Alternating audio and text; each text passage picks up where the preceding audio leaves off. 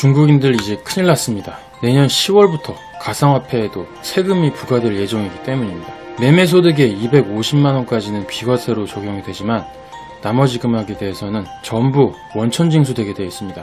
이미 2019년도 12월 말 국세청에서는 가상화폐 거래소인 빗썸에 대해서 800억 원을 추가 과세한 바 있습니다. 거래소가 외국인의 거래에 대해서 국가를 대신해 원천징수를 했어야 된다 이러면서 거래소 측에 그 책임을 떠넘기고 있는 거죠. 이렇게 정부에서는 작년 말부터 스탠스를 전환할 조짐을 보여왔던 것입니다. 그리고 얼마 전 박원순의 죽음 이후 그동안 중국에 열어놓았던 자산시장을 빠르게 닫고 있는 모습입니다. 이 법안은 왜 등장하게 된 것일까요? 중국인이 상당수 부동산을 매입해왔고 이것에 대해 문제제기가 되어왔는데 그 자금의 원천으로 쓰인 것이 중국에서 들어온 가상화폐이기 때문입니다. 그래서 가상화폐에 관한 과세제도는 부동산 제도와 함께 연결되어 있다고 볼 수 있습니다. 정부 여당은 마음이 급합니다. 주식에 관한 법률 개정안은 2023년부터 법 시행이 되는데 가상화폐권은 내년 10월부터 시행하기로 되어 있습니다. 2년이 더 빠른 거죠. 그리고 부정선거 관련 재개표가 전혀 이루어지지 않고 있는 가운데 인천 연수을의 정일영 의원이 자신에 관한 중국 공산당 개입을 의식하는 것 같은 법안을 대표 발의했습니다. 외국인이 국내 주택을 매수한 뒤 정당한 사유 없이 6개월 동안 실거주하지 않으면 취득세를 20% 중과하는 내용의 지방세법 개정안을 대표 발의한 것입니다. 민경욱 의원이 외치던 팔로우 더 파티, 이것을 감안한 것 같다는 생각이 듭니다. 전라도 지역 이용호 의원은 또 이 전라도 지역도 대표적인 친중 지역이죠. 외국인 부동산 거래 취득세를 최대 30%까지 추진하는 법안을 발의했습니다. 얼마 전에 손혜원 의원의 목포 투기냐 투자냐 이것에 대한 판결이 손혜원 전 의원의 유죄로 판결이 났었죠. 이것과도 무관하지 않다고 생각합니다. 새벽당에서 4.15 총선 공약으로 주장하던 법안이 아이러니하게도 이 가장 친중 정서가 강하고 친중과 연관된 인사들 그 지역들을 통해서 발의되고 있는 것입니다. 이 중앙 지금 여당에서 자신들이 해온 친중 정책에 대해서 이것들을 탈피하기 위해 어떤 전략을 쓰고 있다. 이것을 분석할 수 있는 부분입니다.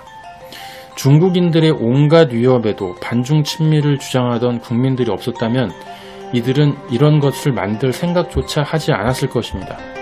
그래서 대부분의 국민들을 각성시킨 그리고 그동안 아무런 언론들도 보도를 하지 않았었음에도 이렇게 오랫동안 그것을 주장해온 국민들의 그 인내심의 승리가 아닌가 이런 생각이 듭니다. 이런 뒤늦은 행동이 국민들의 마음을 돌릴 수 있을까요? 결론은 어렵다입니다. 어차피 그 많은 중국인들은 자신들의 지역을 탄탄하게 건설하고 그 세를 확장해 나아가고 있으며 여전히 수많은 혜택을 받고 있습니다. 또한 부동산법 개정안은 정부가 앞으로 한국의 전세시장을 붕괴시키겠다는 선언이라고 시장에서는 받아들이고 있습니다. 임차인들도 지금 살고 있는 주택에서 최대한 버티기 위해 새로운 주택을 알아보는 것조차 꺼리고 있다고 합니다. 임대인, 임차인 모두에게 부담이 되는 제도입니다. 먹고 살기가 더 어려워졌고 일자리는 사라져가는데 누가 정부를 지지하겠습니까? 정부의 정책은 특히 젊은 세대에게 타격을 주고 있습니다. 집을 사는 것, 결혼하는 것을 포기하는 젊은이가 더욱 늘어나고 있습니다. 현 정부의 의지는 인구 감축을 목표로 한 것이 아닐까요? 앞으로 한국 내 중국인들의 지위는 그럼 어떻게 될까요? 중국인들은 모여 살면서 차이나타운을 만들어 결국 원주민을 몰아내는 모습을 취하는데 한국 곳곳에는 이미 차이나타운이 형성돼 있습니다. 중국인들은 문재인 정부에서 큰 부를 이뤄왔고요. 한국인들은 지금까지 들어온 중국인들에 대해서도 반감을 갖고 있고 많은 권리를 박탈당했기 때문에 이를 되찾기 위해 정부를 지속적으로 압박할 것입니다.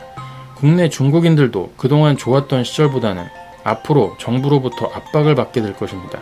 왜냐하면 미국이 문재인 정부를 반중에 동참하도록 압박하고 있고 약점이 많은 한국 정부 입장에서는 정권 유지를 위해 미국에 협조하는 것으로 방향전환을 하고 있기 때문입니다. 미국의 1600m 장거리포가 평택에 배치되면 북경 상해를 타격할 수 있게 됩니다. 사드보다도 더 위협적입니다. 문재인 정부는 분명히 중국인들로부터 압력을 받아 궁지에 몰릴 것을 예상한 듯합니다. 중국인들이 봉기하려면 자금이 들어와야 되는데 기존에는 비트코인을 통해 들어왔던 자금이 시중으로 유통되었습니다. 하지만 지금 정부가 하고 있는 비트코인의 과세 정책은 중국으로부터의 자금 흐름을 차단하는 그런 수도 있는 것입니다. 하지만 한국인과 중국인 모두가 문재인 정권을 반대해도 거대 식물 야당인 미래통합당이 존재하고 있기 때문에 그 덕에, 지금은 거대하지 않죠.